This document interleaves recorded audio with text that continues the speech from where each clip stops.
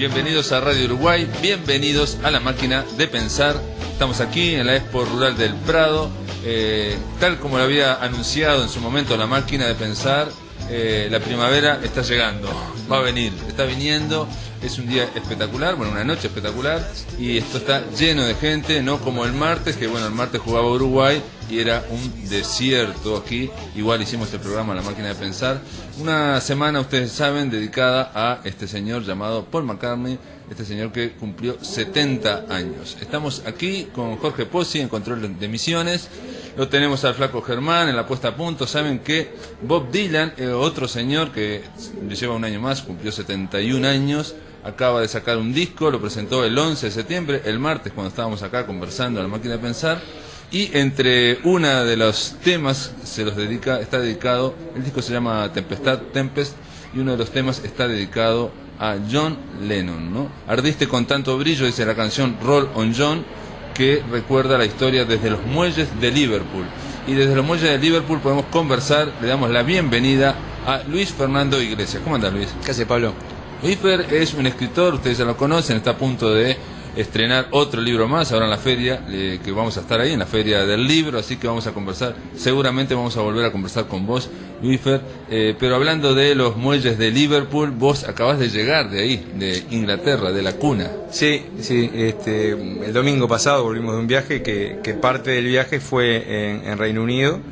Y bueno, fuimos con otras dos parejas de amigos, pero la exigencia inclaudicable y no transable era que por lo menos un día teníamos que pasar por Liverpool.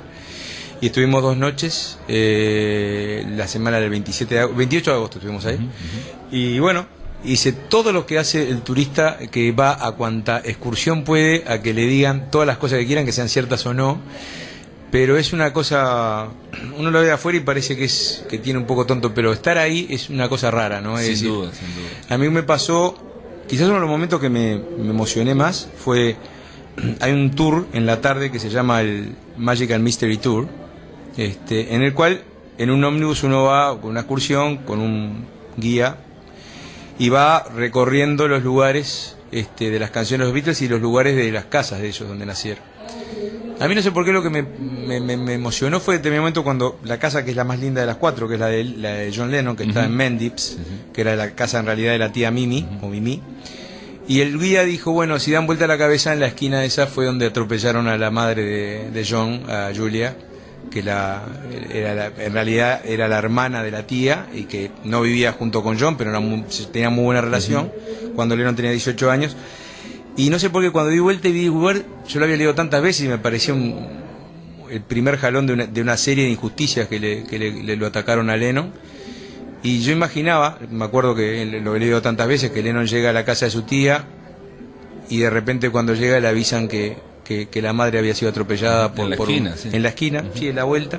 Que cuando vi esa esquina, no sé por qué, ahí medio dijo, pensé, fue acá, ¿no? Y al lado de la casa de Lennon está Strawberry Fields. Está cerca, que en realidad rehicieron el portón, porque el portón estaba destruido, lo rehicieron a la semejanza de cómo era. Era un orfanato, ¿no? Era el jardín de un orfanato de salvación donde John saltaba la verja y se quedaba ahí jugando cuando era chico. Y es un poco la contestación de Lennon, porque era ese tema de la relación tan peculiar que tenían con Paul. Es la misma época que Paul había compuesto Penny Lane. Claro. Digamos las primeras sesiones de grabación de lo que después fue Sgt. Pepper, aunque esas 2 canciones no se incluyeron porque ellos resolvieron sacarlo en simple.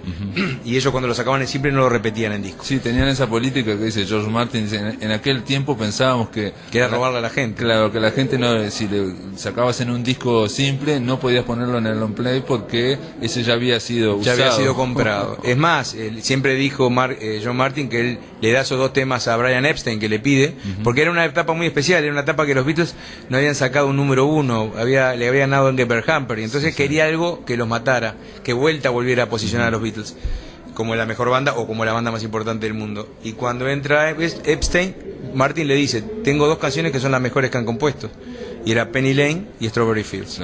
Y cometen comercialmente el error meter los dos en el simple, como dice Martin. Podríamos haber metido otra, como por ejemplo When I'm 64, que también estaba grabada, y hacer un simple con un tema fuerte y otro no tan fuerte. Pero ese simple pasó a la historia para mí como el simple más completo que se ha editado. Y Strawberry Field queda cerca, y también Penny Lane queda cerca. Lo interesante de ese tour de la tarde es que va por los suburbios de Liverpool, no está en el centro, no está muy lejos tampoco, es un tour de 2 horas y algo. Recorre las 4 casas de ellos, recorre el lugar donde se conocieron, la iglesia donde fue por primera vez que Paul se encontró con John, el St. Peter. Recorren Strawberry Fields, Penny Lane, y después cada vez que, bueno, el lugar donde hicieron el festejo luego de la boda de John con Cynthia Lennon, que es un bar que queda ahí. Y realmente, si bien uno lo piensa afuera y piensa que es un poco armado para el turista, uno no puede evitar abstraerse de eso. Y yo cuando bajé en Penny Lane, al lado de un cartel, y recorría lo que era el verdadero barber shop, una cosa graciosa es que en la letra de Penny Lane hay una parte que dice la barbería o la peluquería de fulano, hay en la esquina está la peluquería. Se abrieron muchas peluquerías ahí, porque era una forma de atraer turistas y de tener un buen negocio, poner una peluquería en Penny Lane. Pero aclara el guía que mostró cuál era la verdadera, y vos mirás y decís, bueno, ahí está la librería donde vendían las enfermeras que vendían manzana de caramelo. Esa canción que es tan descriptiva de Paul, del lugar donde ellos iban, que queda cerca de las 4 casas, a perder el tiempo, a pasar ahí, que es una especie de shelter, una especie de plaza central con un edificio que está muy venido a menos, ese edificio con una construcción ahí redonda. Y ellos iban ahí a la parada de ómnibus y paseaban para ahí, y eso está muy bien contado por Paul en Penny Lane. Y hay una parte que dice, que nos dijo el guía, bueno, realmente, porque hay una parte que dice bajo el cielo azul suburbano, y dice hoy no está tan azul porque estaba nuboso, pero en realidad es muy linda. Primero, que Liverpool es una linda ciudad, no es una ciudad fea, es una linda ciudad, es una ciudad agradable, de gente muy amable, que vive por y para los Beatles. Es absolutamente impresionante, o uno lo impresiona lo que son los Beatles para esa ciudad. Históricamente Liverpool siempre fue un puerto, que su principal entrada es el puerto. Hoy lo sigue siendo, por más que el puerto tradicional ahora la transformaron en una especie de puerto madero, se llama el Albert Dock, ahí está el Museo de los Beatles, o se llama la Historia de los Beatles, pero es un museo muy lindo que también está ahí. Pero en realidad el mayor ingreso de la ciudad es todo a través de la historia y cosas relacionadas con los Beatles, desde el merchandising hasta las excursiones, porque yo hice una, pero después están los taxis que te llevan, que son más caros. Hay otras excursiones que te metes adentro de las casas, yo no tenía tiempo, de las casas de Lennon, de la casa de McCartney, no la de George y la de Ringo, porque son propiedad de personas externas. Es más, a la de Harrison, que es la más pobre de todas, no te dejan acercar, porque ya la familia que vive ahí tuvo problemas te imaginas que por día le caen 7, 8 excursiones a sacarle fotos, y entonces te piden que vayas desde la esquina y de ahí saques una foto si querés sacar. Pero la de Ringo estuvo a punto de ser tirada abajo, porque es un barrio bastante pobre, eran las 2 familias más humildes, la de Ringo y la de Harrison, y no la tiraron abajo porque le iban a transformar ese barrio en viviendas modernas, económicas, pero de mejor construcción que las que hay actual. Como ocurre en todas las ciudades, digamos. Y hubo un movimiento en la ciudad de protesta que no permitieron que se tirara abajo la cuadra esa, donde está la casa de Ringo, y finalmente esa cuadra la respetaron y no se va a tirar abajo esa cuadra, y esa cuadra la casa de Ringo va a quedar. La casa de Harrison, ya te digo, la tiene un privado. Y la casa de Paul, lo gracioso es que en realidad Paul en determinado momento se va de Liverpool, pero el padre, la madre fallece cuando Paul era joven, pero el padre vivía hasta el año 76, permanece en esa casa. Después de la Beatlemanía, al padre le era prácticamente imposible vivir ahí, porque estaba todo el tiempo los fans arriba de él. Entonces Paul, un poco enojado, vende la casa y se mudan al otro lado del río Mersey, que es una zona residencial. Casa que aún hoy tiene, y casa que cuando Paul va a Liverpool no se queda en hotel, sino que se queda en su propia casa. Esa casa, que era de Paul, la compra cualquiera, una persona, y la transforma totalmente. Le hace una reforma de todo lado. Finalmente, el Estado, no sé si fue la Intendencia, la Alcaldía de Liverpool o quién fue, se dio cuenta del error que habían cometido, porque las otras 3 casas están igual que eran en aquella época, y la compran. Ahora, el problema es que la querían transformar de vuelta como era, y ahí tuvieron una suerte. Para aquellos que conozcan el disco Chaos and Creation in the Backyard, hay una foto en el disco que es del jardín de esa casa donde está Paul con su guitarra, un Paul del año 62, 63 o antes, tal vez 61. Esa foto está sacada por el hermano de Paul, por Mike McCartney, que aparte de que hizo una carrera muy chiquita de músico, fue siempre un fotógrafo, un gran fotógrafo, y que se dedicó toda la vida a la fotografía. Y él había sacado muchísimas fotos de la casa. La reconstrucción de la casa, que hoy la transformaron a como era, fue gracias a las fotos que había sacado el hermano de Paul, y hoy la casa está igual a como era. Te iba a preguntar eso porque, digo, siempre a nivel, digamos, muy vulgar o popular está la idea de que John no era de clase alta, y parece que la casa es muy linda, digamos, estamos hablando de clase media alta, y la de Paul no tanto, ¿no? Parece que era más de clase media. El más pobre de todos era Harrison. Harrison vivía en una casa que fue dada por el gobierno, aquellas familias que no tenían trabajo, y que no tenía un baño interno, tenía un baño exterior y no tenía ducha. Decían ahí que la higiene la hacían en la pileta de la cocina. Después la de Ringo también era una casa humilde. La de McCartney era una casa normal, el barrio, por ejemplo, la de Harrison que era en un callejón, en una zona que no es nada lindo. Y la de Lennon por lejos es la más linda, porque Lennon en realidad está en esa parte de Mendips, aparte es la única que está declarada monumento, que ahora te voy a explicar por qué, y era la casa de la tía, que la tía tenía una buena posición económica, era maestra, también estaba casado con otra persona, trabajaba bien, entonces pero por una distancia bastante grande la más linda. La de McCartney tampoco es fea. Te decía lo del monumento, porque de las 4 casas, la única que tiene la famosa plaqueta azul con el nombre es la de Lennon. Y el guía nos explicaba, me decía, porque ustedes se preguntarán por qué la de McCartney, que también es del Estado, porque las otras son privadas, pero el Estado, ¿por qué no la tiene? Porque para poner esa plaqueta se requiere o que el homenajeado tenga más de 100 años, o que haya 20 años que haya muerto.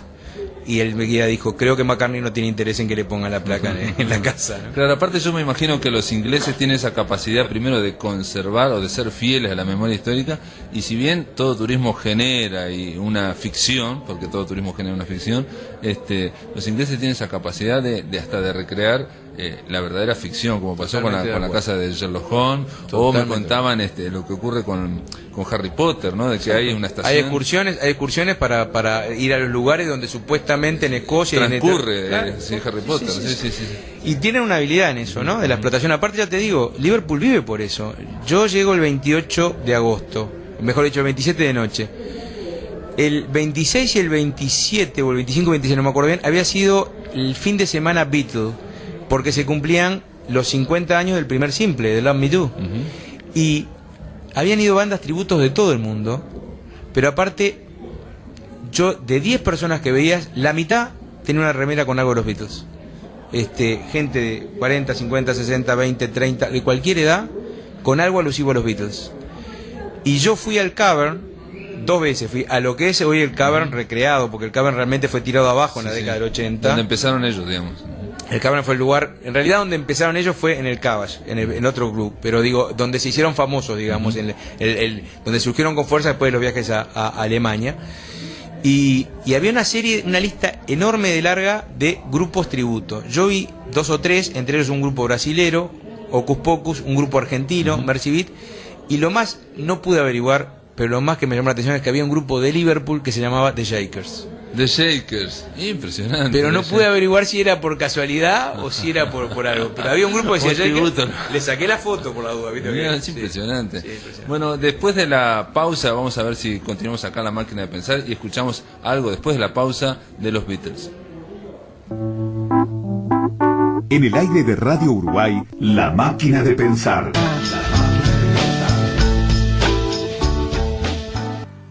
Vos decís en un artículo que es casi imposible hablar de Paul McCartney sin John Lennon y viceversa, digamos, porque ellos llegaron, digamos, a una cima, y si bien tuvieron carreras por separado, hicieron grandes temas por separados también, ¿no?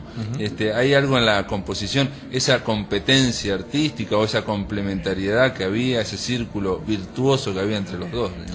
Era una rara relación que yo creo que se ha dado muy pocas veces en la música. Una vuelta lo escuché a Fernando Cabrera decir eso, que él envidiaba mucho esa suerte o ese destino que se da de una persona que te complementa pero que te potencia aparte.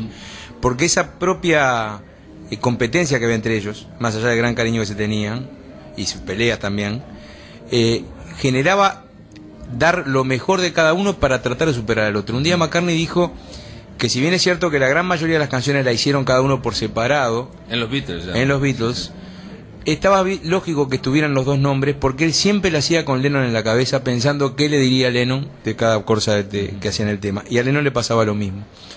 Entonces es el caso que vimos recién, el de Strawberry Fields y Penny Lane, que yo no tengo duda que están entre las 5 mejores canciones de los Beatles los dos, es de esa competencia. Lennon escucha Penny Lane y quiere también traer sus recuerdos de su infancia, de su adolescencia, y sale Strawberry Fields. Y cuando a mí se me da esa discusión, de la vieja discusión, no, que Lennon es más importante, que yo pienso, el primero que estaría en desacuerdo con eso es el propio Lennon, porque Lennon siempre consideró a McCartney un gran músico, hasta en la forma como entra a los Quarrymen, el grupo anterior.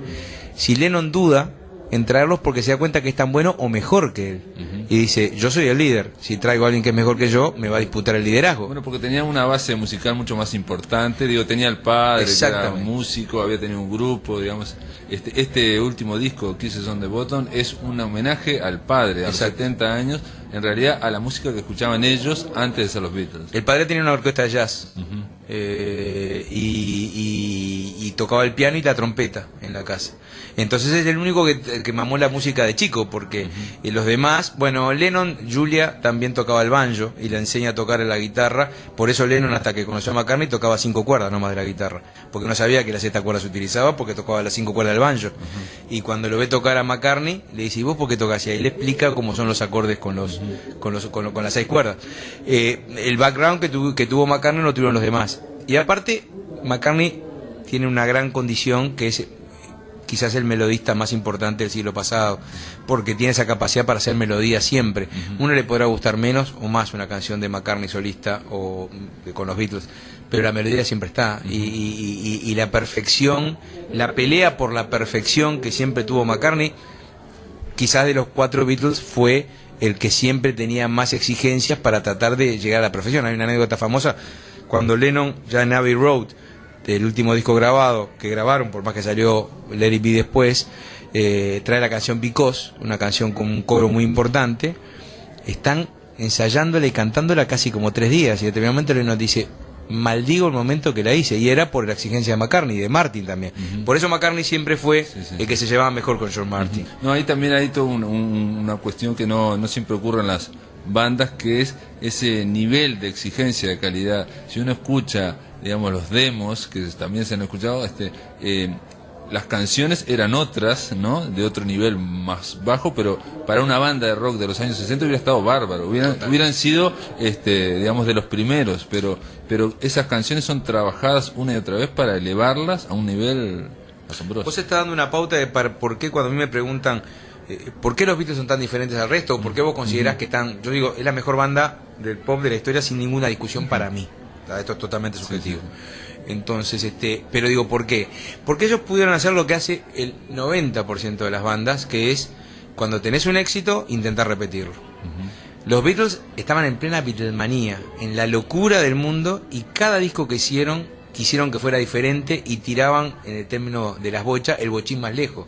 Es decir, los tipos se terminan de hacer un disco como Rubber Soul, que ya era un disco muy innovador para su momento, y hacen Revolver después, que es más innovador y que ya era un disco que le costó asimilar a la gente. Y cuando la gente se estaba reponiendo el golpe, sacan Sgt. Pepper, que es el disco que para mí cambia la música.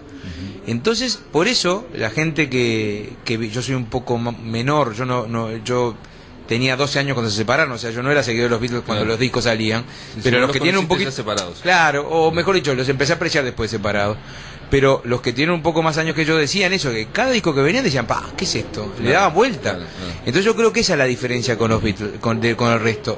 Ellos marcaron la exigencia cada vez más lejos de ellos mismos y no se conformaban nunca con repetir un disco que le habían sacado. Después que sacan Sgt. Pepper, que es un disco que revoluciona todo, que es considerado a uno de los mejores discos de la historia, se meten a hacer el álbum Blanco, que era un álbum experimental y que en realidad era la experimentación de los 4 por separado, incluso hasta Ringo en algunas cosas. Y después que terminan eso, ahí ya empieza la crisis. En realidad, Geoff Emerick, en un libro que es muy bueno, que se llama, acá le pusieron el sonido de los Beatles, creo, pero en inglés era Here, There and Everywhere, como la canción que acabamos de escuchar, ahí se renuncia. Él había sido el ingeniero de sonido de todos los discos de los Beatles y en determinado momento le dice no lo soporto más y se va porque estaban todos peleados. Y aún en la crisis terminan con un disco que para mí es el más flojo, que el Let It Be, pero después terminan con una maravilla como Abbey Road. O sea, esa es la diferencia. Hasta en la despedida terminaron haciendo un legado que para mí, por eso perdura hasta hoy, y por eso me pasa a mí que voy a una ciudad que hace 50 años que empezó ese fenómeno y yo creo que está más vivo que nunca. Sí. No, pero han logrado, por ejemplo, lo decíamos con Hugo Burel, por ejemplo, Eleanor Rigby, canciones que incluso están despegadas ya para su momento del contexto. Uno la escucha ahora y casi diría que es como si lo hubiera escuchado hace 50 años, porque está totalmente despegada. Y para despegarse, yo creo que en todo, en cualquier disciplina artística, si haces un trabajo sobre la creación tan importante, no solo de creación, sino después de emprolijamiento, de buscar más, buscar la perfección. De buscar la perfección, de amasar la masa hasta no sé qué, esa capacidad que obviamente está George Martin también, ¿no? Ahí, es lo que hace que se despega del momento en que fue creada, digamos, se despega del contexto histórico. Hay una anécdota muy famosa cuando hacen Penny Lane, la canción esa, hay un solo de un pícolo, de una trompeta, creo que se llama pícolo, que es una trompeta que llega hasta determinada nota. Ese solo que todos escuchan la canción sale la flautita. Sí, al principio. Pero para llegar a esas notas, el músico profesional que contratan para hacerlo es muy difícil. Entonces cuando ve las notas, dice, pero yo no sé si llego. Y le dice Paul, probá. Y el tipo realmente llega en un solo que es perfecto. Cuando termina, George Martin lo aplaude y Paul le dice, qué bárbaro que te salió. A ver, probá de vuelta. Claro. Y Martin le dice, no, dale un descanso, porque realmente era tan exigente con ellos mismos como eran con los demás. Claro. Por eso es difícil estar ahí.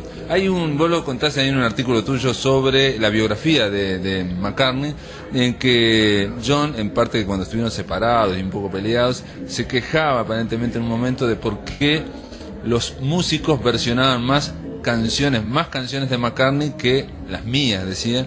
Y a mí se me ocurrió, pensando que el tema está en la melodía, quizá, ¿no? Porque John Lennon era alguien que experimentaba más a otro nivel, me parece, ¿no? Sí. O sea que es más difícil de reversionar. Es cierto. Las canciones, Lennon era en determinado momento fue el que quería oponerse cuando estaban esas tensiones, sacar algo, por ejemplo, Paul era muy preciso para pedir, yo quiero una orquesta que toque. Sí. Lennon decía, quiero que esto suene como un circo. Claro. Por ejemplo, en algunas canciones de Sgt. Pepper, quiero que suene con For the Benefit of Mr. Kite, quiero que suene como un circo. ¿Y qué es? Quiero que suene como un circo. Y ahí Emmerich y George Martin tenían que ingeniarse para que sonara como un circo.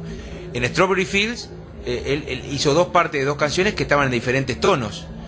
Y de repente quiero que unir a las dos. ¿Y cómo haces para unir dos canciones? Tuvieron que hacer un lío de cintas porque él pedía así las cosas, pero porque también esa forma de transgredir eran parte de Lennon. Yo creo también que como vos decís, lo de las melodías es cierto. Y también es cierto que Lennon después hace un disco como Imagine, que para mí es un disco maravilloso, que tiene mucha melodía. Sí, y la canción Imagine tiene una que también ha sido versionada por todos. Sin duda. Creo que después hay otros discos que en el apuro de Lennon no son demasiado prolijos, como Sometime in New York y incluso alguna parte de Mind Games, que hicieron un poco eso, que su bajada un poco de creación. Pero por ejemplo un tema como Mind Games, yo creo que debe ser difícil de inventar versiones y versiones y versiones. Yo escuché una muy buena del actor no me acuerdo el nombre ahora, en un homenaje a Lennon, de Los Sospechosos de Siempre, se me escapa ahora el nombre del actor. Tim Roth, ¿no? No, el otro, que me sale Klein, no importa. Bueno. Que hizo una versión muy buena, pero sí. Pero Imagine han hecho muchísimas versiones. Sí. Lennon decía, en esa misma nota creo que decía una frase que era muy graciosa, cuando le decía eso a Yoko, enojado en parte, después decía, bueno, al final de cuentas yo tuve dos logros. Te descubrí a vos y a McCartney, y ustedes no hubieran sido lo que son sin mí. Y eso también es cierto. Lo cual habla también de los demonios de John Lennon, de no considerarse él mismo un gran creador, ¿no? O sea, la idea de que, bueno, yo los descubrí a los dos casi nada. Y en realidad es cierto, ¿no? Tanto McCartney como Yoko Ono no existían antes de que... Lennon hace su gran disco, a mí también en su carrera solista, que es el que sale poco tiempo antes que lo maten, el de Double Fantasy.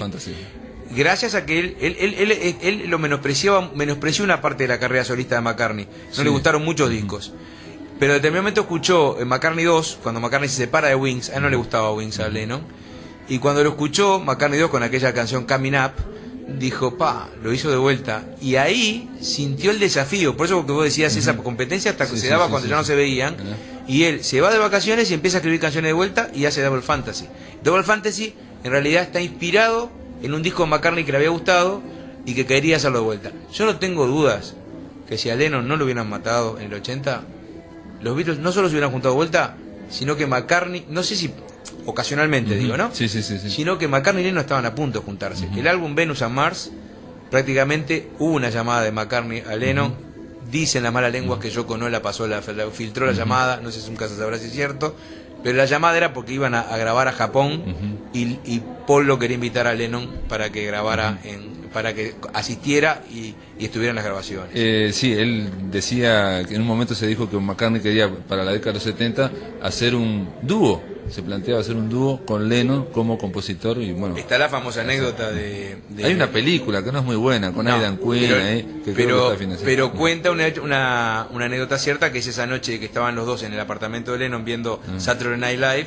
Y como todo el mundo en ese momento ofrecía $8 millones, 10 millones, el director de Saturday Night Live dijo que él ofrecía $3.000 si se presentaban los Beatles esa noche. Dijo, $1.000 para George, $1.000 para Lennon y $1.000 para McCartney. Con Ringo arreglan ustedes.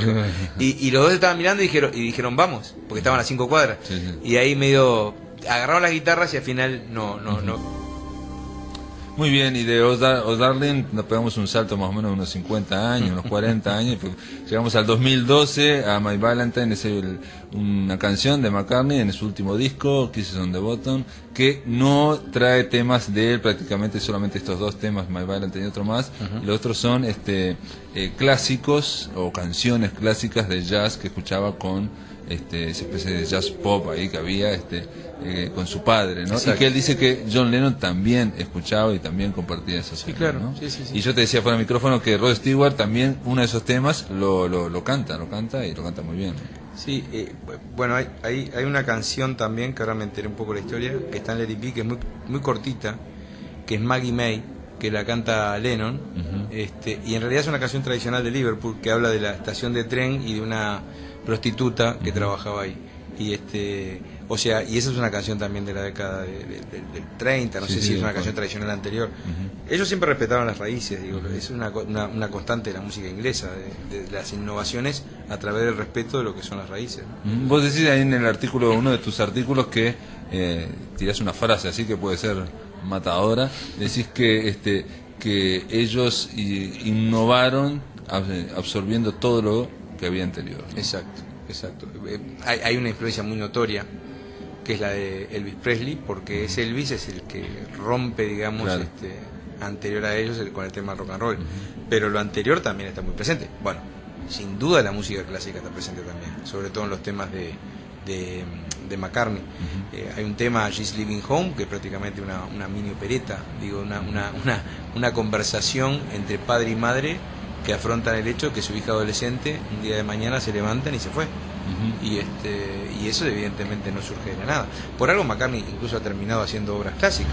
Es una canción dramática esa Just Living Home, que también creo que vos también decías que ahí el agregado de John Lennon son como una especie de un coro griego que va comentando por fuera de la canción lo que piensan los padres o lo que deberían pensar los padres. Hay que, ¿no? La voz de McCartney relata lo que está pasando. Ella se va de casa y la voz de Lennon es lo que dicen los padres: qué hicimos mal, en qué nos equivocamos, qué no le dimos todo lo que pudimos, o sea, algo tan típico que los padres saben. Sí, no, pero aparte es la historia del eterno retorno que se da en todas las generaciones, ¿no? Los padres diciendo: ¿por qué me pasa esto? ¿Por qué ella se va? No da razones. Y para aquellos que menosprecian las letras de los Beatles, hay unas frases que para mí son muy buenas. Por ejemplo, hay una frase que dice: ella se va de casa después de haber vivido sola por tanto tiempo. Y también dice otra frase que dice: la diversión o el fan o la alegría es algo que el dinero no puede comprar. O sea, hay dos frases. A mí se me impactó eso, porque los padres están diciendo que se va de la casa, que vivió con los padres, y dice: ella se va de la casa después de haber vivido sola tanto tiempo. Es decir, hay veces, yo reconozco que sobre todo las letras de los primeros tiempos eran letras muy sencillas, y también es cierto que ellos han reconocido siempre que la letra iba en función de la música que estaban componiendo. Claro, sí. Pero hay algunas letras, y yo resalto por ejemplo la de Hey Jude, que son letras muy buenas y que incluso surge en esa colaboración que tenían los dos, porque por más que es una letra es un homenaje, o es una letra que le dedica Paul al hijo de Lennon, a Julian, cuando se está separando Lennon de Cynthia, de la madre. En realidad se llamaba Hey Julian y después Paul pega ese viraje a Hey Jude. Y tiene algunas frases muy buenas, como por ejemplo cuando le dice que no se ponga triste, que el movimiento que necesita para moverse está arriba de los hombros. Y después le dice, no cargues el mundo sobre tus hombros. Claro. O sea, hay una anécdota, la conté el lunes, pero me sorprendió, del propio McCartney sobre esa canción y sobre el tema de tener la posibilidad, cuando uno está creando, cuando alguien está creando algo nuevo, de tener un feedback, una retroalimentación. ¿Qué pasa? Cuando alguien hace algo totalmente nuevo, algo muy nuevo, le suena extraño o le suena raro porque es la primera vez que lo hace y que se lo escucha y eso genera inseguridad. Entonces él lo que cuenta, digo, obviamente no plantea esto McCartney, lo que cuenta es sencillo. Yo tenía este tema, uno está pasando un tractor acá. Yo tenía este tema, un efecto especial de los Beatles y tenía un problema con esta parte y lo menciona, tenía un problema con este acorde que no me cerraba, no era algo, ¿no? Y bueno, y ahí John Lennon dice, caramba, esa es la mejor parte de la canción. Y hay otra parte en la letra ahí está el que te escucha y que te legitima y te dice, no, vos, eso precisamente lo que te suena raro y mal, porque es nuevo, es lo mejor. Y hay otro consejo que le da Lennon. Cuando él le presenta el tema a Lennon, hay eso que yo dije, esa repetición. Él dice, el movimiento que necesita, la primera parte dice, no lleves el mundo sobre tus hombros. Y después, como él no sabía la letra y que tenía que rimar, él pone de vuelta, el movimiento que necesitas está sobre tus hombros. Y se da vuelta y le dice a Lennon, lo voy a cambiar para no repetir. Y Lennon le dice, no lo cambies porque es la mejor parte de la canción. Claro, ahí está el tema de precisamente, frente a la inseguridad del que está creando, alguien que te diga, no, por ahí precisamente vas bien. Con este tema cerró aquí en el Estadio Centenario, también cerró en la entrega de los Grammys este hombre, Walter Slumber y Carrie Dagway. Se tratan de esos temas que van como encadenados. Yo escuché una vez que era simplemente que tenían medias canciones, entonces juntó, eso también es una capacidad para reciclar de este hombre y de unir cosas distintas. Fue una idea de McCartney para el segundo lado, digamos, de Abbey Road, idea que no le entusiasmaba nada a Lennon. Lennon le decía que se estaban tomando demasiado en serio, que querían ser muy sinfónicos. Y ahí McCartney, como siempre fue muy habilidoso y muy maniobrero, le dijo, y bueno, tenés algunas canciones sin terminar, y ahí Lennon se subió al carro y metió 3 o 4 canciones, y también esa especie de suite, que son pedacitos de temas que es extraordinario. Es extraordinario porque que marca el final de los Beatles aparte. Sí, es extraordinario porque aparte no se puede decir que es esta canción, o uno se entusiasma y va pasando de uno en otro, ¿no? Hay una anécdota muy linda del final de ese tema. El final es The End, que fue como terminó el estadio, que tiene esa frase que para mí es hermosa, en el final el amor que te llevas es igual al amor que hiciste. Y en la parte anterior hay un pequeño solo de batería de Ringo, y bueno, y ahí viene un solo de guitarra, querían hacer. Entonces Harrison se puso que quería hacer el solo de guitarra como siempre, y Lennon dijo, no, yo quiero hacer el solo de guitarra, y McCartney dijo, yo también. Entonces lo que hicieron fue los solos de guitarra de las 3 guitarras que los 3 que están haciendo solos son los 3 juntos, que están grabando cada uno su solo, y el final, que en realidad es la última actuación de los Beatles, son prácticamente en vivo, tocando los 3, cada uno su solo, cosa que recrearon también en el estadio acá cuando toca cada guitarrista una parte, ¿no? Sí, hay uno de los temas también del último disco, que es Sí. Este hombre de alguna forma llega a los 70 años, este hombre obviamente ha estado siguiendo a esta carrera que de alguna forma está cerrando un ciclo. Sí. Yo no sé, viste, si está cerrando un ciclo, no lo sé.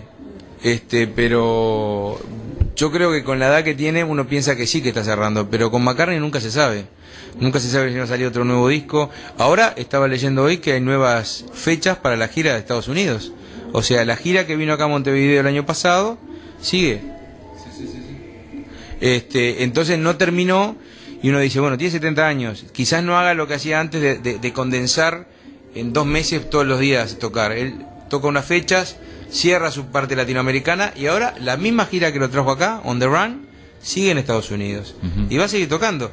Y a ver, yo creo que hay una cosa que todavía la gente, porque yo reconozco que hay gente que queda en estereotipo y lo cuestiona. Es cuestión de gustos, te puede gustar o no McCartney, pero cuando tus pares, los músicos, te reconocen de la forma que lo reconocen a McCartney, que si tocan, voy a decir a los Grammys, el que cierra los Grammys cuando está quien es McCartney. Claro, o las Olimpiadas. O las Olimpiadas, puede estar el músico que vos quieras, pero si está McCartney es el que cierra. Cerró en las Olimpiadas, cerró en los Grammys, y porque los demás lo reconocen como el jefe. Cuando Coldplay tocó en una entrega a los Grammy, cuando terminó le dijeron muchas gracias jefe y se vistieron como Sgt. Pepper. Sí, es cierto. La influencia que tiene es notoria y eso está bien que sea el reconocimiento. Se trata también de alguien que siempre estuvo en el candelero. Digo, yo estaba pensando en Bob Dylan, que sería el otro grande. O Richards y Jagger también. Bueno, pero ahí sí como grupo, ¿no? Sí, los Stones serían más bien como grupo. Sí, pero te ves... Pero te voy a decir que Bob Dylan ha tenido bajas y altas, ¿no? Su también, carrera. Y sin embargo, McCartney siempre ha estado como, uno se fija cuando le ha ido mal, sacaba discos de oro, y cuando le iba bien, el disco platino. No, otra cosa es, a veces se menosprecia un poco la carrera de McCartney Por solista. la popularidad, digo, ¿no? Claro, porque aparte, ¿cómo haces cuando vos llegaste a un ícono como los Beatles, cómo haces para mantener ese nivel? Yo recomendaría 2 o 3 discos. Dale. El primero es reciente, por eso me gusta reciente en términos relativos, tiene 10 años, que se llama Chaos and Creation in the Backyard, que era que yo nombré, que él toca todos los instrumentos y es un discazo, es un muy lindo disco. Otro, Flaming Pie, es un disco muy lindo y muy bien y muy compacto, porque hay veces lo que se critica a McCartney que sacaba 2 o 3 temas buenos y el resto era medio relleno. Sí. Otro disco que recomiendo es Tug of War, porque ahí está quizás una de las canciones que más me emociona de McCartney, que es la que dedica a John Lennon. Tug of War es del 81, creo, inmediatamente después de la muerte de Lennon, que se llama Here Today y que es una de las baladas más hermosas que yo he escuchado. Y bueno, ni hablar de la primera época. A mí Wings no fue un grupo, yo no fui fanático de Wings, pero tengo que reconocer que Band on the Run es un muy buen disco. También Ram a mí me gusta. Y Ram es un lindo disco. Es un lindo disco. Siempre el estándar es discos aceptables y 2x3 saca algún disco maravilloso como eso que estamos nombrando. Y el tema es que también esta gente está compitiendo con su propia carrera, con su propia cima, entonces digo, uno escucha una canción que a vos no te gustaba nada, la de Silent Song Love. Sí, esa no me gustaba nada. Claro, no te gustaba nada, pero eso en cualquier lado andaba bien. Enojado, me enojé tanto que no lo fui a ver yo estaba en California y no lo fui a ver en la gira Wings Over America, cosa que me arrepentí toda la vida después. Bueno, pero después lo viste acá. Lo vi acá, creo que fue por ese motivo que no lo fui a ver. Viper, gracias por estar acá en La Máquina de Pensar, gracias por ayudarnos a cerrar esta semana dedicada a este grande, a Paul McCartney, en una semana también en que otro grande, Bob Dylan, arranca, va a ser un tour con Mark Knopfler, sorprendente, su 4º tour en Estados Unidos, así que estos hombres siguen galopando, ¿no? Y yo te digo una cosita de medio minuto que es, vos hablás de los Bob Dylan y mirá si es el grande de los Beatles, que me dijo, una anécdota que contó el guía en Liverpool, es que hay otras excursiones que vas adentro de las casas y que un día estaban en la casa de Lennon mostrándola y el guía mira así a un tipo veterano que está en la punta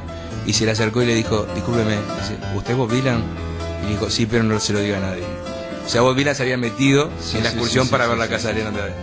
Bueno, amigos, se termina La Máquina de Pensar. Esto continúa el lunes en Radio Uruguay, ya sin la Expo Rural del Prado, que termina este domingo.